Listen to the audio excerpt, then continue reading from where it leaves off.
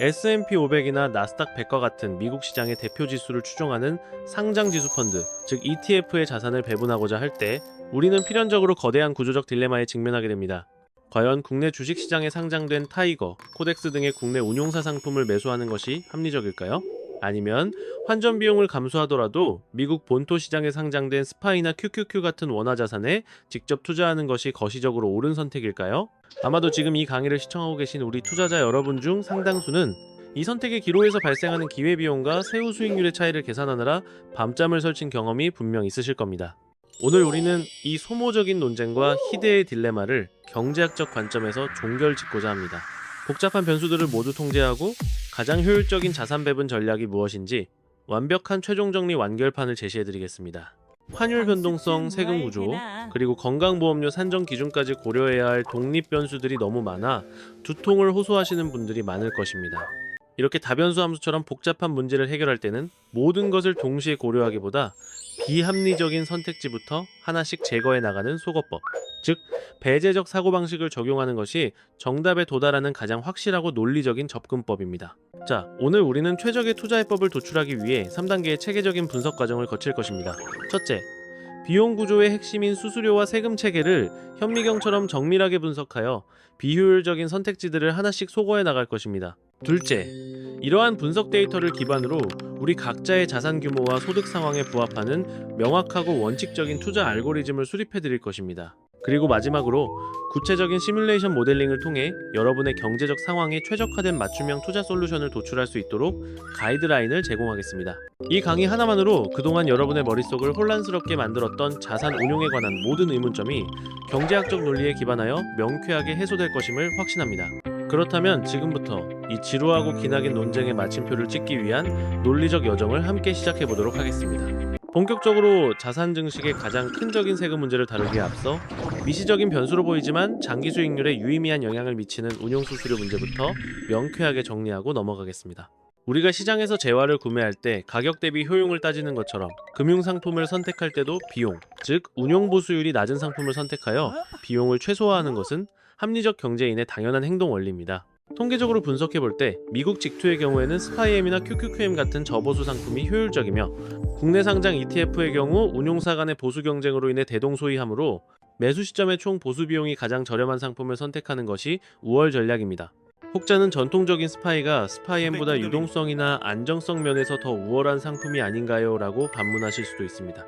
하지만 경제적 실질을 따져보았을 때 두 상품 모두 S&P 500 지수를 추종하는 패시브 펀드이므로 기초자산의 성과 차이는 없다고 보아도 무방하며 장기 투자자에게는 비용 절감이 더 큰 효용을 줍니다. 따라서 운용 보수가 낮고 본인의 투자 성향에 부합하는 종목을 선택하여 투자를 집행하면 됩니다. 그러나 수수료는 빙산의 일각일 뿐 우리의 자산을 위협하는 더 거시적이고 본질적인 문제는 이제부터 시작됩니다. 우리가 0.01%의 수수료를 아끼는 합리적 선택을 했다 하더라도 정작 최종적인 세후 수익률이라는 성적표에서는 낙제점을 받을 위험이 상존합니다. 그 이유는 무엇일까요?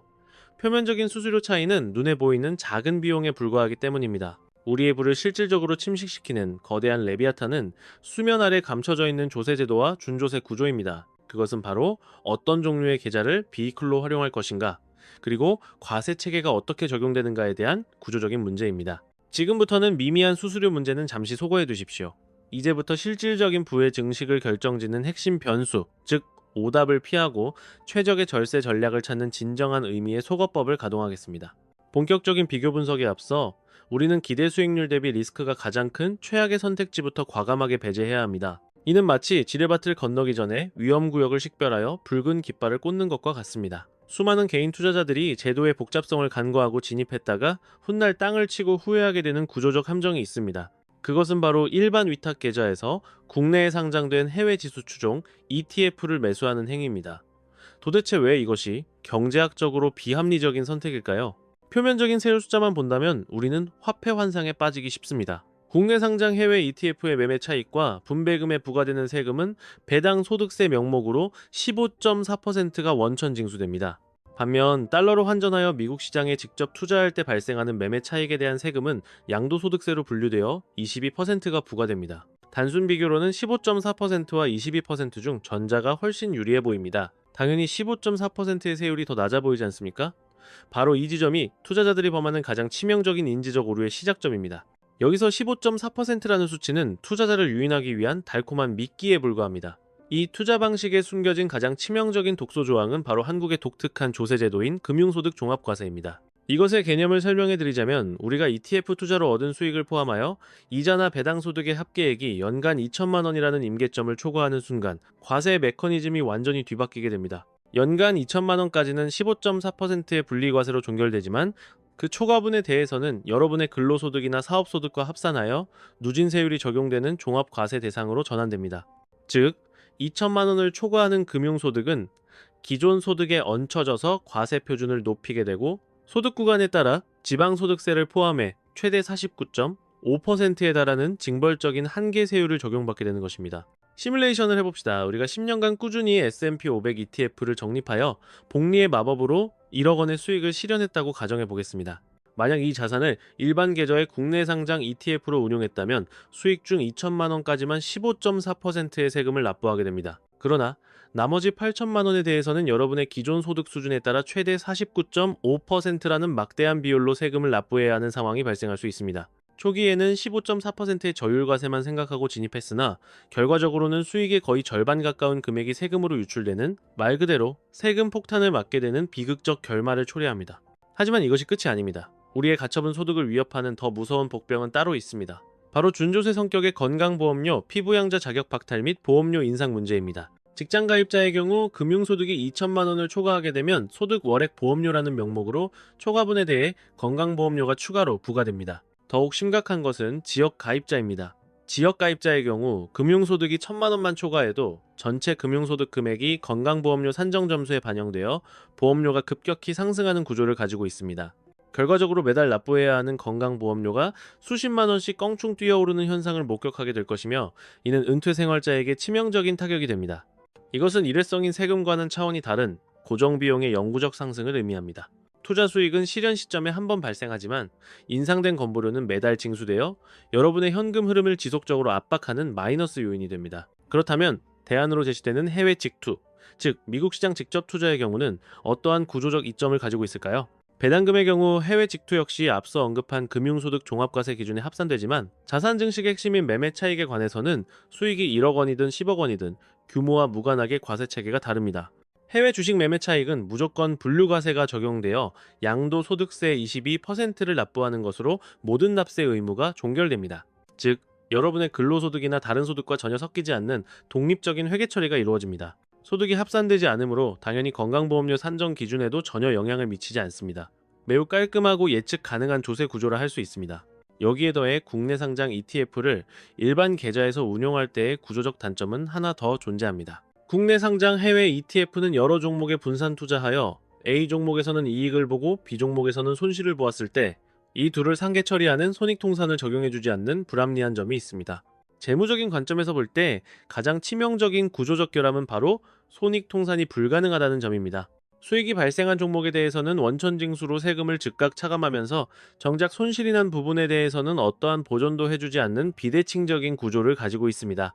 반면 해외 직구는 포트폴리오 전체의 손익을 합산하여 순수익에 대해서만 과세하는 합리적인 체계를 갖추고 있습니다. 더욱이 해외 직구의 경우에는 연간 250만 원이라는 기본 공제 구간이 존재하여 소액 투자자들에게는 사실상 비과세 혜택을 부여하는 효과까지 있습니다. 그러나 국내 상장 지수펀드, 즉 ETF는 이러한 완충 장치가 전무합니다. 단 1원이라도 수익이 발생하면 그 즉시 15.4%의 배당 소득세가 부과되는 구조입니다. 이러한 팩트들을 종합해 볼 때 결론은 자명합니다. 표면적으로 보이는 15.4%라는 세율은 빙산의 일각에 불과합니다. 단순한 15.4%라는 수치에 매몰되어 일반 계좌에서 국내 상장 해외 ETF를 장기 보유하는 행위는 우리 자산 포트폴리오 내에 언제 터질지 모르는 금융소득 종합과세라는 시한폭탄을 매설하는 것과 진배 없습니다. 스탠더드 앤드 푸어스 500 지수나 나스닥 ETF를 매수하려는 투자자들의 기저에는 장기적인 시계열을 가지고 자산을 우상향시키겠다는 명확한 목표가 자리 잡고 있을 것입니다. 따라서 우리는 자산 규모가 커짐에 따라 필연적으로 마주하게 될 금융소득 종합과세의 임계점을 반드시 고려해야 합니다. 이 지점에서 우리는 투자의 첫 번째 대원칙을 정립해야 합니다. 이 원칙은 타협이 불가능한 절대적인 공리입니다. 반드시 명심하시기 바랍니다. 장기적인 자산 증식을 목적으로 할 때 일반 계좌에서 국내 상장 ETF를 운용하는 것은 배제한다. 자, 이제 포트폴리오의 리스크를 높이는 가장 비효율적인 선택지를 제거했으니 한결 마음이 놓이실 겁니다. 그렇다면 이제부터는 이러한 세금의 지뢰밭을 우회하여 우리의 부를 가장 안전하고 확실하게 지켜줄 최적의 경로가 무엇인지 경제학적 관점에서 분석해 보겠습니다. 방금 우리는 최악의 시나리오인 일반 계좌를 통한 국내 상장 ETF 투자라는 선택지를 우리의 투자 지도에서 완전히 소거했습니다. 다음 단계는 무엇일까요? 당연히 기회비용을 최소화하고 기대 수익률을 극대화할 수 있는 최선의 대안을 찾아 실행에 옮기는 것입니다. 다행스럽게도 현재의 제도권 내에는 정부가 정책적으로 장려하고 있는 매우 강력한 절세 수단이 마련되어 있습니다. 바로 절세 계좌의 3대 축 중에서도 핵심이라 할 수 있는 연금저축과 개인형 퇴직연금, 즉 IRP 계좌입니다. 핵심 결론부터 명확히 전달해 드리겠습니다. 만약 우리의 투자 목적이 은퇴 이후의 현금 흐름 확보, 즉 노후 준비에 있다면 연금 계좌를 통해 국내 상장 미국 지수 ETF를 매수하는 것이 해외 직구를 포함한 그 어떤 대안보다 압도적으로 우월한 선택입니다. 왜 제가 압도적이라는 강한 어휘를 선택했는지 그 경제적 효용성을 세 가지 차원에서 논리적으로 증명해 보이겠습니다. 첫 번째 요인은 과세 이연 효과가 만들어내는 복리의 마법입니다. 이것은 장기 투자에서 엄청난 차이를 만들어내는 핵심 기제입니다. 이 계좌 내에서는 펀드를 교체 매매하거나 배당금이 입금되더라도 만 55세 이후 연금을 수령하기 전까지는 세금이 단일 원도 유출되지 않습니다. 다시 말해 굴러가는 눈덩이에서 그 누구도 눈을 떼어가지 않는다는 뜻입니다. 수십 년이라는 장기 시계열 동안 세금 누수 없이 원금과 수익 전액이 재투자됨으로써 복리 효과가 기하급수적으로 극대화되는 환경이 조성되는 것입니다. 30년 후의 미래 가치를 현가화해보면 중간 정산으로 세금이 빠져나간 자산과 그렇지 않은 자산의 격차는 비교가 무의미할 정도로 벌어지게 됩니다. 두 번째 요인은 저율과세라는 파격적인 세율 혜택입니다. 수십 년간의 복리 효과로 거대해진 자산, 즉 원금과 운용 수익을 55세 이후에 연금 형태로 수령하게 되면 그제야 과세가 이루어지는데 이때 적용되는 세율이 매우 낮습니다. 과연 세율이 어느 정도일까요? 해외 직구의 양도소득세 22%나 일반 계좌의 15.4%가 아닙니다. 수령 시기의 연령에 따라 최저 3.3%에서 최고 5.5%라는 사실상 미미한 수준의 연금소득세만 부담하면 납세 의무가 종결됩니다. 구체적인 수치로 환산하면 그 효용이 더욱 체감되실 겁니다. 우리가 투자를 통해 1억 원의 순수익을 달성했다고 가정해봅시다. 해외 직구였다면 250만 원을 공제하더라도 약 2145만 원이라는 거액을 세금으로 납부해야 합니다. 하지만 연금 계좌를 활용했다면 최대 5.5%, 즉 550만 원만 납부하면 됩니다. 동일한 수익을 창출했음에도 불구하고 세금에서만 1,600만 원에 육박하는 가처분 소득의 차이가 발생하는 것입니다. 이것을 과연 단순한 차이라고 치부할 수 있을까요? 마지막 세 번째 요인은 금융상품의 혜택을 넘어선 정책적 보조금 수준의 혜택입니다. 바로 세액공제 제도입니다. 앞선 두 가지가 미래의 현금 유출을 막는 방어적 전략이라면 이것은 현재 시점에서 즉각적인 현금 유입을 창출하는 공격적인 전략입니다. 연금 계좌에 연간 최대 900만 원을 불입할 경우 연말 정산을 통해 최대 16.5% 금액으로 환산하면 148만 5천 원을 환급받게 됩니다. 이것이 경제적으로 어떤 의미를 가질까요? 이것은 단순한 환급이 아닙니다. 우리가 900만 원을 자본으로 투입하는 순간 정부가 16.5%라는 확정 수익률을 보너스로 지급하는 것과 동일한 효과입니다. 현존하는 금융시장에서 리스크 없이 시작과 동시에 16.5%의 수익을 확정해주는 투자처가 어디에 있습니까? 이것은 엄밀히 말해 투자 수익이라기보다는 국가가 노후 준비를 장려하기 위해 지급하는 보조금의 성격으로 이해해야 합니다. 여기까지 논의가 진행되었다면 판단은 명확해집니다. 노후 자금 마련이라는 목적 함수 내에서는 다른 대안을 고려할 필요가 없습니다. 연금 계좌가 유일하고도 확실한 정답입니다. 물론 경제학에 공짜 점심은 존재하지 않습니다. 이토록 파격적인 혜택을 누리기 위해서는 우리가 감내해야 할 두 가지의 현실적인 제약 조건이 따릅니다. 첫째, 유동성의 제약입니다. 이 자금은 55세 이전까지는 인출이 제한되는 말 그대로 미래의 우리를 위해 강제 저축된 자산이라는 점입니다. 물론 중도 해지는 가능하지만 그럴 경우 그동안 누렸던 모든 세제 혜택을 반납해야 하는 징벌적인 페널티, 즉 기타 소득세 16.5%가 부과됩니다. 둘째, 세액공제 혜택은 근로소득이나 사업소득이 있어 납세 실적이 있는 경제 주체에게만 유효하다는 점입니다. 소득이 없는 경우에는 이 보너스 혜택을 향유할 수 없습니다. 그러나 이 두 가지 제약 조건만 수용할 수 있다면 연금 계좌는 효율성 측면에서 논쟁의 여지가 없는 최적의 솔루션입니다. 자, 이것으로 초장기 자금인 노후 대비용 포트폴리오는 완벽하게 설계되었습니다. 하지만 여기서 자연스럽게 다음 의문이 제기될 것입니다. 그렇다면 55세 이전에 사용해야 할 중단기 목적, 자금이나 목돈은 어디에서 어떻게 운용해야 하는가? 바로 이 지점이 오늘 논의의 하이라이트이자 가장 치열한 논쟁이 벌어지는 전장입니다. 바로 절세만능 통장이라 불리는 ISA 계좌와 전통의 강호인 해외 주식 직접 투자가 맞붙게 되는 것입니다. 자, 우리는 이제 연금 계좌라는 아주 든든한 방패를 통해 노후 준비라는 장기적인 과제를 어느 정도 해결했습니다. 하지만 경제적 생애 주기를 살펴보면 우리에게는 당장 5년에서 10년 뒤에 집행해야 할 중기자금 수요가 반드시 존재합니다. 결혼 자금이나 내 집 마련을 위한 계약금 혹은 자녀의 대학 등록금 같은 아주 현실적이고 묵직한 목표들 말입니다. 바로 이 중기자산 운용의 영역에서 대한민국 금융투자 역사상 가장 치열하고 뜨거운 논쟁이 펼쳐지고 있습니다. 링의 한쪽 코너에는 정부의 정책적 지원을 등에 업은 도전자 ISA 계좌가 서 있습니다. 그리고 반대편 코너에는 아주 오랜 시간 동안 글로벌 투자의 정석으로 군림해온 전통의 강자, 해외 직접 투자가 버티고 있습니다. 이 두 투자 방식의 대결을 비유하자면 마치 최첨단 기술로 무장한 신형 전투기와 수많은 실전 경험을 통해 그 성능이 입증된 전설적인 베테랑 전투기의 공중전과도 같다고 볼 수 있겠습니다. 과연 최후의 승자는 누가 될까요? 경제학적인 관점에서 먼저 도전자 ISA가 가진 강력한 무기부터 분석해 보도록 하겠습니다. ISA의 핵심 경쟁력은 단연 비과세 혜택입니다. 현재 기준으로 일반형은 200만원, 서민형은 400만원까지 수익에 대해 세금을 전혀 물리지 않습니다. 게다가 이 비과세 한도를 초과하여 발생한 수익에 대해서도 불과 9.9%라는 믿기 힘들 정도로 낮은 세율로 분리과세를 적용받게 됩니다. 반면 해외 직접 투자의 경우 연간 기본 공제액은 250만원에 불과합니다. 또한 공제액을 넘어서는 수익에 대해서는 무려 22%의 양도소득세가 부과됩니다. 단순히 표면적인 세율 숫자만 놓고 본다면 ISA가 압도적으로 유리해 보이는 것이 사실입니다. 하지만 실전 투자의 세계는 그렇게 단순한 산수만으로 결판나지 않습니다. ESA가 가진 이 강력한 세제 혜택에는 몇 가지 현실적인 제약 조건, 즉 반대급부가 따르기 때문입니다. 첫째, 유동성의 제약입니다. ESA는 최소 3년이라는 의무 가입 기간을 준수해야 합니다. 그리고 이 3년이라는 시간이 지나 만기가 도래했을 때 우리는 비과세 혜택을 극대화하기 위해 중대한 의사결정을 내려야 합니다. 계좌를 완전히 해지하여 현금화하거나 연금 계좌로 자금을 이체하거나 아니면 다시 3년 만기 ISA 계좌를 개설하여 재가입하는 과정을 거쳐야 합니다. 경제학적으로 볼 때 바로 이 3년 주기의 정산 시스템이 복리의 마법에 미세한 균열을 일으키는 원인이 됩니다. 우리가 연금저축 계좌에서 경험했던 수십 년간 끊김없이 이어지는 복리 효과가 ISA에서는 3년마다 한 번씩 강제로 멈춰서서 세금을 정산하고 다시 출발해야 하는 구조적 한계를 가지는 것입니다. 둘째, 이러한 정산 과정에서 발생하는 복리 효과의 단절 문제입니다. 이것은 장기 수익률에 있어 보이지 않는 비용으로 작용합니다. 3년 만기가 되어 비과세 혜택을 확정 지으려면 일단 보유하고 있던 ETF를 전부 매도해야 합니다. 그리고 한도를 초과한 수익에 대해서는 9.9%의 세금을 납부해야 하죠.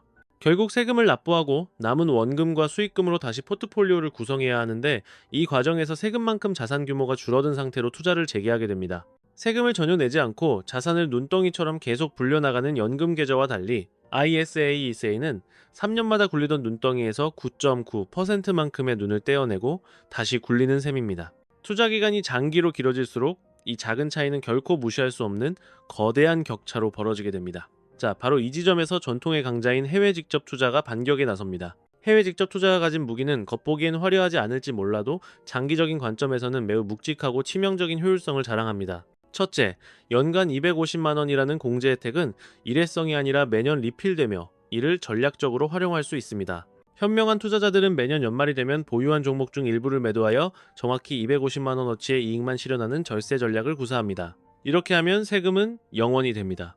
그리고 그 매도한 자금으로 바로 다음날 동일한 종목을 다시 매수합니다. 이 과정을 10년 동안 반복한다고 가정해봅시다. 무려 2,500만원이라는 막대한 수익을 세금 한 푼 내지 않고 온전히 우리의 자산으로 만들 수 있습니다. ISA처럼 3년을 꽉 채워야만 사용할 수 있는 조건부 쿠폰이 아니라 매년 현금처럼 즉시 사용할 수 있는 마일리지 포인트와 같은 개념인 것입니다. 둘째, 해외 직접 투자의 진정한 필살기는 매도를 하지 않는다는 전제하에 발동되는 무기한 과세 이연 효과입니다. 250만원을 초과하는 수익에 대해서는 우리가 주식을 팔기 전까지는 국가에 단 1원의 세금도 낼 필요가 없습니다. 그 기간이 10년이든 20년이든 심지어 30년이 되더라도 말입니다. 이는 ISA의 3년 주기 정산과는 비교조차 할 수 없는 진정한 의미의 장기복리 투자를 가능하게 합니다. 우리의 자산이 1억 원에서 10억 원으로 불어날 때까지 국가는 그저 묵묵히 지켜볼 뿐 중간에 세금이라는 명목으로 파일을 떼어가지 못합니다. 자, 이제 상황이 어떻게 보이십니까? 한쪽은 단기적인 활약과 세율, 혜택은 막강하지만 3년마다 재장전이라는 비용을 치러야 하고, 다른 한쪽은 당장의 화력은 약해 보여도 한 번 발사한 레이저를 수십 년간 끊김없이 유지할 수 있는 지구력을 가졌습니다. 투자자의 소득 수준, 자금의 목적, 투자 기간 등 변수가 너무나 다양하기 때문에 각종 투자 커뮤니티나 유튜브에서 전문가들의 의견이 첨예하게 갈리는 것입니다.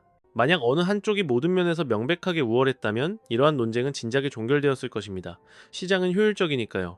하지만 이토록 논쟁이 팽팽하다는 것은 두 제도 모두 장점과 단점이 너무나 명확하여 우열을 가리기 힘든 황금 균형점에 도달해 있다는 방증입니다.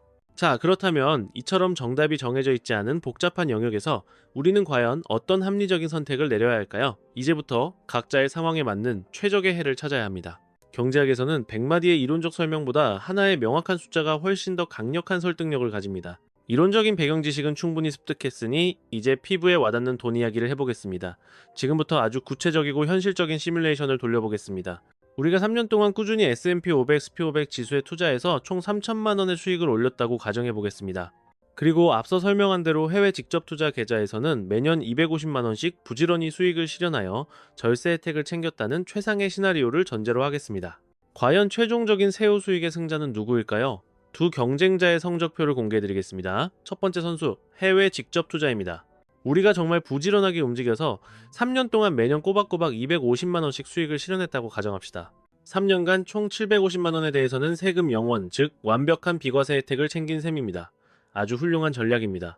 그렇다면 전체 수익 3천만 원 중 남은 2,250만 원에 대해서는 예외 없이 22%의 양도소득세를 납부해야 합니다. 계산해보면 세금은 495만 원이 나옵니다.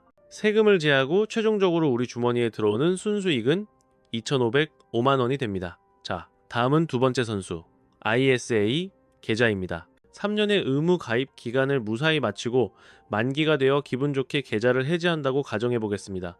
계산 방식은 아주 심플합니다. 일반형 기준으로 수익 200만 원까지는 비과세가 적용되고 나머지 2,800만 원에 대해서는 9.9%로 분리과세가 적용됩니다. 이때 발생하는 세금은 약 277만 원입니다. 최종적으로 우리 손에 쥐어지는 실질 수령액은 2,722만 원이라는 계산이 나옵니다. 이 숫자가 시사하는 바가 명확히 보이시는지요? 우리가 해외 직구 방식으로 꼬박 3년 동안 매도 타이밍을 조절하며 그 번거로운 절세 노력을 기울여 세금을 줄였음에도 불구하고 결과는 2,505만 원에 그쳤습니다. 반면 ISA 계좌는 그저 가만히 묵혀두었다가 만기 시점에 인출했을 뿐인데도 2,722만 원을 기록했습니다. 불과 3년이라는 짧은 기간 동안 동일한 자산을 운용했음에도 ISA 계좌라는 그릇을 선택했다는 이유만으로 우리는 약 217만 원의 추가 초과 수익을 올리게 된 것입니다. 217만 원이라는 금액은 결코 적은 돈이 아닙니다. 최신형 맥북 에어 한 대를 사은품으로 받는 것과 진배 없습니다. 심지어 향후 정책 변화로 ISA 비과세 한도가 500만 원까지 상향 조정된다면 이 격차는 기하급수적으로 벌어지게 될 것입니다. 투자 기간이 단기든 장기든 관계없이 세금이라는 비용 측면에서 분석할 때 ISA가 구조적으로 우위에 있다는 사실, 이것이 바로 오늘 우리가 도출한 시뮬레이션의 핵심적인 결론입니다. 물론 해외 주식 직접 투자 시 주어지는 연간 250만 원의 기본 공제 혜택은 분명 강력한 무기입니다. 하지만 이것만으로는 ISA 계좌가 가진 9.9%라는 압도적인 효율성을 이길 수 없습니다. 다시 말해 9.9%의 저율분리과세라는 견고한 방패를 뚫기에는 250만 원 공제라는 창이 너무나 무디다는 뜻입니다. 이를 수학적으로 조금 더 엄밀하게 분석해보면 수익금의 규모가 커지면 커질수록 22%의 양도소득세율과 9.9%의 저율과세 사이의 격차는 필연적으로 확대될 수밖에 없는 구조입니다. 자, 여기까지 논리를 따라오셨다면 답은 이미 정해진 것처럼 보일 겁니다. 아, 묻지도 따지지도 말고 ISA가 정답이구나 라고 생각하실 수 있겠지만 경제와 투자의 세계에 무조건적인 정답은 존재하지 않습니다. ISA의 이러한 압도적인 세제 혜택 우위에도 불구하고 우리가 해외 주식 직접 투자를 선택해야만 하는, 아니 선택하는 것이 기회비용 측면에서 훨씬 유리한 세 가지 예외적인 시나리오가 존재합니다. 우리는 본인의 자산 상황과 투자 성향이 이 예외 케이스에 해당하는지 반드시 정밀하게 점검해 볼 필요가 있습니다. 첫 번째 예외는 연간 투자 가용 자금이 ISA의 법적 납입 한도를 훌쩍 뛰어넘는 고액 자산가의 경우입니다. 현행법상 ISA는 연간 2천만 원, 5년간 최대 1억 원까지만 납입이 가능하도록 설계되어 있습니다. 만약 우리가 매년 1억 원 이상의 자금을 투자할 계획을 가지고 있다면 ISA 한도를 채우고 남은 8천만 원의 잉여 자금은 이 계좌 안에서 운용할 방법이 없습니다. 이때 이 자금을 국내 일반 위탁 계좌에서 운용하게 되면 배당 소득 등이 합산되어 최고 세율이 적용되는 금융소득 종합과세 대상자가 될 위험이 있습니다. 이런 상황에 처한 고액자산가라면 차라리 22%의 단일 세율로 과세 관계가 깔끔하게 종결되는 해외 주식 직접 투자가 세무 리스크 관리 측면에서 훨씬 합리적인 선택이 될 수 있습니다. 두 번째는 향후 3년 이내에 결혼이나 주택 구입 등 목돈을 집행해야 할 명확한 재무 목표가 있는 투자자입니다. ISA의 강력한 세제 혜택을 온전히 누리기 위해서는 최소 3년이라는 의무 보유 기간을 준수해야 한다는 전제 조건이 붙습니다.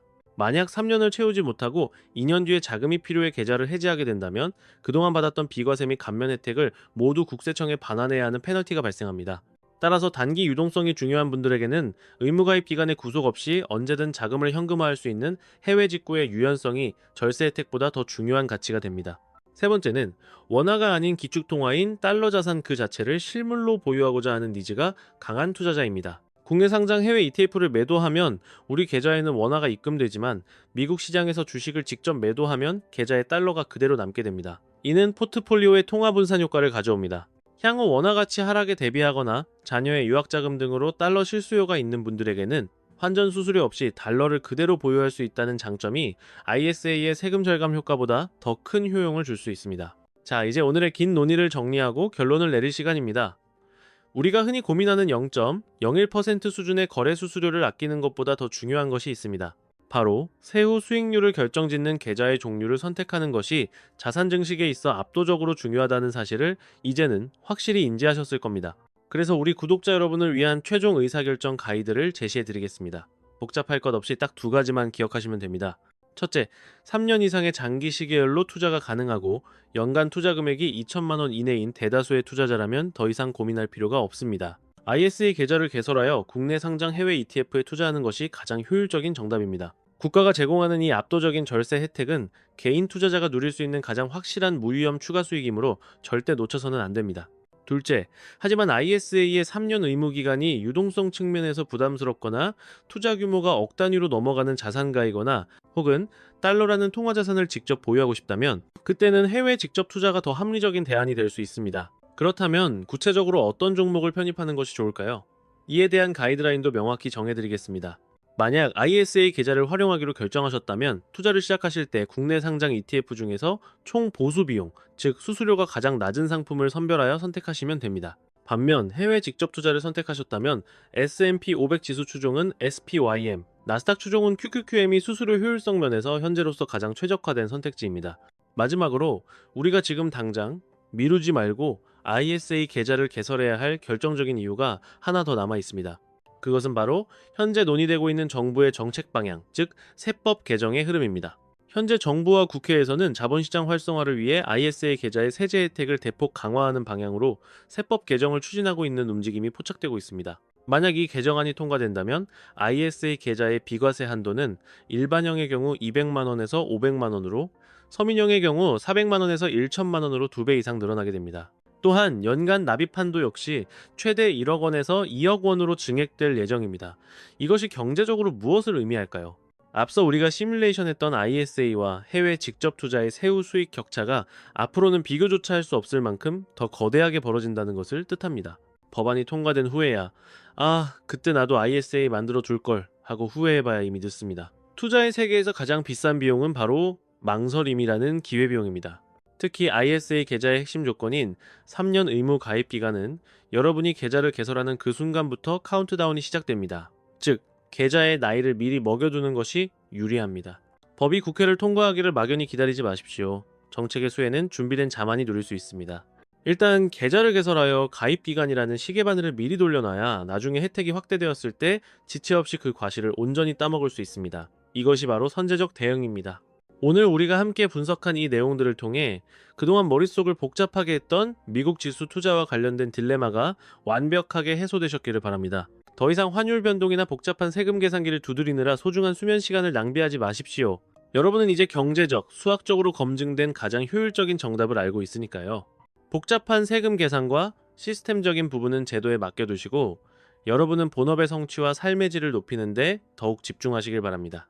오늘의 영상이 단순한 금융 지식의 전달을 넘어 여러분의 소중한 자산을 지키고 효율적으로 불려나가는 데 있어 명확한 기준점과 확고한 자신감을 심어드렸기를 진심으로 기원합니다.